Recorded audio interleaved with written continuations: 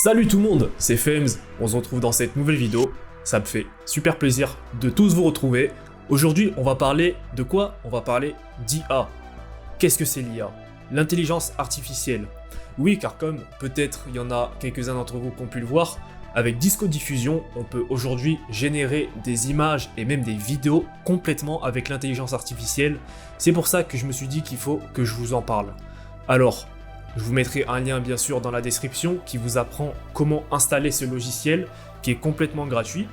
Et on va se retrouver directement sur le logiciel pour que je vous montre comment ça fonctionne. A de suite. Et après, une fois que tu l'as installé, tu vas avoir ce dossier. Donc ça s'appelle Stable Diffusion Web UI. Tu cliques dessus. Là, tu vas avoir plein de petits trucs, enfin tous tes dossiers, tu vois. Et là, en fait, tu vas juste double-cliquer sur ça, le Web UI Server. Ce que ça va te donner, ça va être cette box qui s'affiche. Toi, tout ce que tu as à faire, c'est de prendre l'URL qui se trouve ici. Tu fais clic droit, CTRL-C, donc copier. Et tu viens dans Google, ici. Enfin, tu viens sur ton Internet et tu viens coller l'IP. Et ce que ça va te donner, c'est cette interface. Alors au début, ça peut faire un petit peu flipper. Il y a plein de trucs, tu sais pas trop ce que c'est. C'est très simple. Nous, on va s'intéresser à deux choses, donc le text to image et le image to image.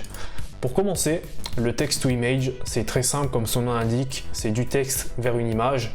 Donc là, on va faire ce qu'on appelle une prompt. Qu'est-ce que c'est qu'une prompt? C'est juste tout simplement une phrase que tu vas donner à l'intelligence artificielle pour qu'elle comprenne un peu ce que tu veux.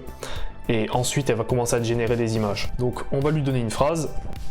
Par exemple, un homme qui marche dans un désert avec un sac à dos. Donc tu peux mettre absolument n'importe quoi. C'est libre à toi, la seule limite c'est ton imagination. Ensuite, tu as le sampling steps. Donc qu'est-ce que c'est ça? En fait, c'est la méthode, c'est le niveau de détail que tu veux, si tu veux, dans ton image finale. Donc pour te faire un topo de la chose, on va dire que le maximum, à partir de quand tu commences à plus trop voir de différence, ça va être 50 steps. Donc là, on a 20, on va dire qu'on a une qualité moyenne, pour faire très simple, tu vois. Là, tu as les sampling méthodes. Alors ça, c'est un petit peu quelque chose que j'ai pas trop vu. Je peux te dire que le premier, il fonctionne très bien. Et en fait, avec tous, c'est à toi après, je pense, de les essayer. Tu vas avoir des résultats qui peuvent être différents. Donc moi personnellement, j'ai testé le Euler A, le Euler, le LMS et le UN. Et je peux te dire que mon préféré pour l'instant, ça a été le Euler A. Alors après, ça dépend vraiment de la phrase que tu vas écrire. Ensuite, tu as le width et le height. C'était mon accent anglais. Lâche un like d'ailleurs si tu aimes l'accent anglais, et même lâche un like si tu aimes bien les vidéos, en tout cas moi j'espère que je t'apprends quelque chose. Donc si tu as appris quelque chose, n'hésite pas à lâcher un like et un petit commentaire pour le référencement. Ensuite tu as le width et le height. Donc là ça va juste être les dimensions en fait de ta création. Sache juste que plus tu montes, plus ça va mettre de temps à générer ton image. Cette section là, alors moi je te conseille de tout le temps cliquer sur le Restore Face quand tu veux qu'il y ait des visages dans ton image. Dans ce cas là, on a un homme qui marche dans le désert, forcément on va apercevoir son visage, donc je vais cliquer sur ça. Le batch count, c'est le nombre d'images que tu veux qu'il génère à la fois. Donc par exemple, si je mets un batch count de, je sais pas, 23, il va me générer 23 images qui seront toutes différentes. Et justement, pour le coup, ça va prendre plus de temps à générer. Donc là, on va laisser sur 1, juste pour que tu captes un peu ce que ça fait. Le batch size, ça, je n'y ai pas touché encore. Là, on arrive au moment important, ça va être le CFG Scale. Donc ça, en fait, si tu veux, le CFG Scale, c'est à quel point tu veux que l'IA, à quel point tu veux que l'intelligence artificielle se base, enfin respecte en gros ta phrase que tu as mis là. Donc plus tu le mets petit, moins il va respecter ta phrase et il va faire des trucs un peu de lui-même. Plus tu le mets haut et plus il va essayer de s'en rapprocher. Donc nous, on va se caler sur du 10. 10, j'ai trouvé que c'était une bonne moyenne sur certains de mes trucs. Le seed, ça pareil, ça va te donner des résultats différents en fonction de ce que tu mets. Donc par exemple, mettons je mets 50, tu tu peux mettre n'importe quoi, hein. Mais mettons je mets 50, je vais générer mon image. Si après mettons je mets 100, ça va me générer une image différente. Donc ça à prendre en compte. Et le script, là tu as plusieurs choses aussi qui sont possibles à faire avec ça. On va pas le voir dans cette vidéo parce que c'est assez complexe, mais tu as des tutos sur internet qui le montrent. Et si vous voulez que j'en fasse un jour, si je commence à jouer avec ça un peu, parce que j'ai pas encore touché, mais si je commence à jouer avec ça un jour, je vous montrerai s'il y a quelque chose d'intéressant à vous montrer dessus. Donc là, ce qu'on va faire tout simplement, c'est que dès qu'on a fait tout ça, on va cliquer sur Generate, ici tout en haut. Et là, on va juste attendre l'IA faire sa magie. Donc là, de retour sur Stable Diffusion, on peut voir qu'il vient de me générer cette photo. Bon les gars, soyons honnêtes, la photo qui vient de me générer, c'était de la grosse merde.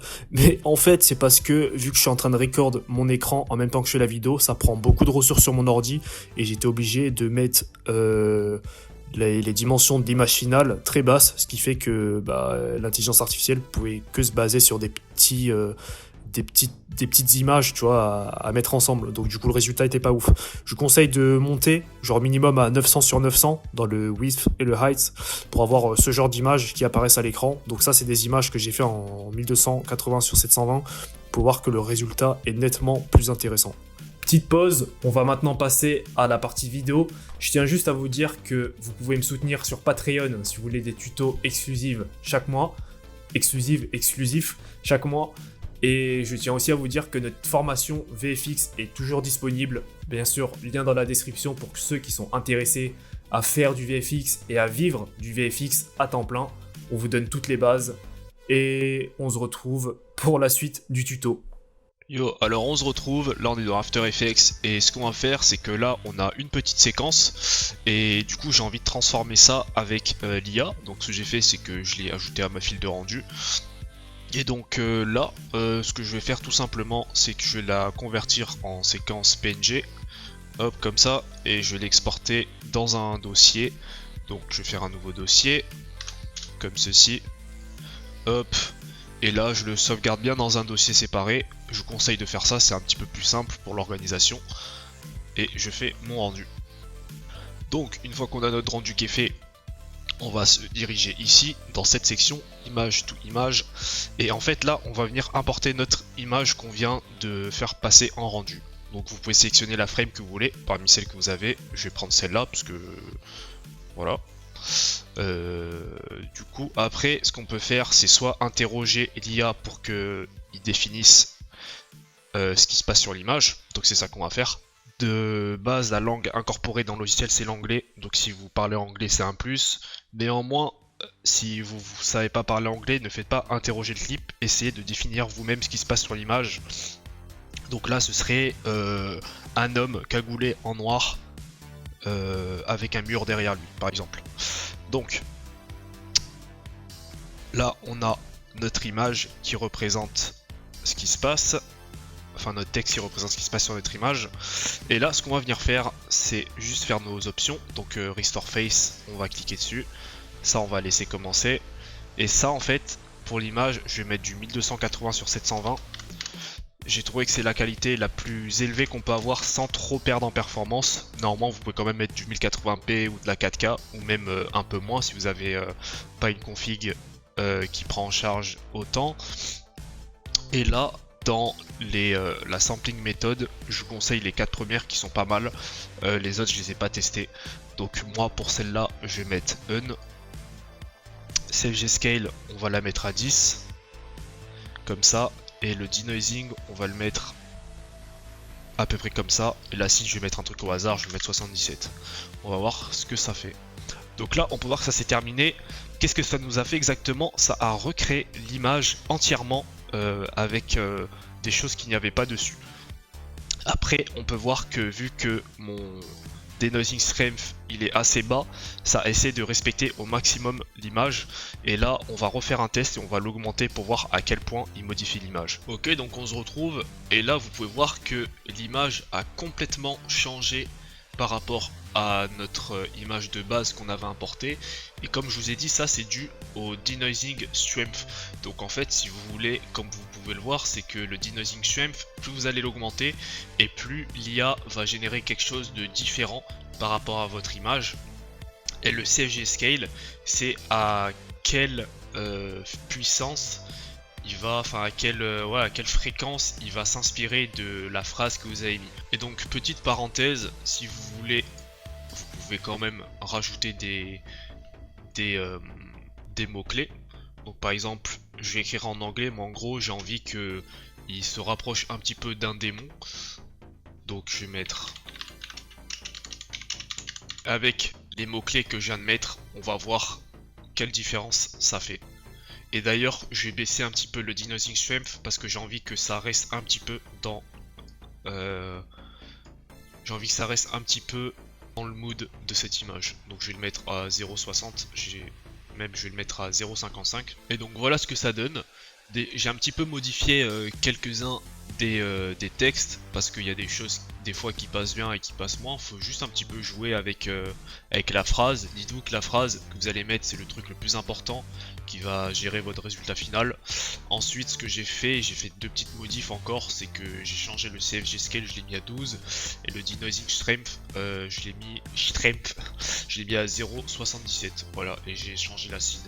Voilà, c'est juste des petits tweaks comme ça, et du coup là j'ai une image que j'aime bien. Et donc une fois qu'on a une image qui nous convient, ce qu'on vient faire si on veut la mettre en vidéo, c'est qu'on va aller dans Batch, Image, to Image, et là ce qu'on va venir faire, c'est qu'on vient importer le lien ici où se trouvent toutes nos images de base, et ici ça va être l'endroit où toutes nos nouvelles images vont venir s'exporter. Donc par exemple si je veux les exporter, mettons ici, et ben je viens copier ce dossier là en haut et je viens le coller ici. Et là ce que vous faites, c'est juste générer et vous allez attendre un peu plus longtemps vu qu'il va générer toutes les images. Alors voilà, j'espère que cette vidéo vous aura appris des choses, éclairci peut-être, et vous aura un petit peu mis à jour sur l'actualité dans les effets spéciaux. En tout cas, j'ai pris beaucoup de plaisir à faire cette vidéo. Je vous dis merci d'avoir regardé. N'hésitez pas à me suivre sur Instagram, TikTok, je mets des vidéos toutes les semaines. Je vous demande aussi de temps en temps quel tuto vous voulez voir, et j'essaie de faire des tutos aussi que vous avez envie de voir. Donc je vous dis merci d'avoir regardé la vidéo et on se dit à la prochaine. Ciao.